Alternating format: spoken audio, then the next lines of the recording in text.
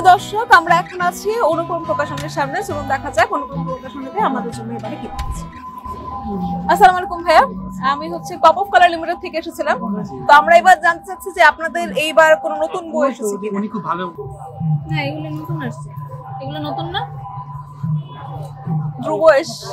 আচ্ছা আচ্ছা আচ্ছা আচ্ছা আচ্ছা থ্রিলার ধ্রুবয়েশ। আচ্ছা ঠিক আছে। এছাড়া আপনাদের এইবারের সবচেয়ে বেশি সেল হওয়া বই কোনটা?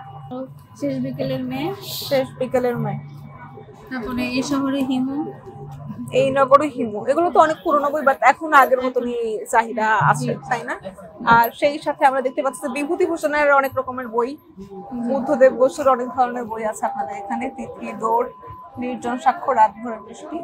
আচ্ছা, আপনার কি মনে হয় যে অনলাইন বুক বা ই বুক কখনো আপনাদের বিজনেসে কোনো প্রভাব ফেলাতে পারে?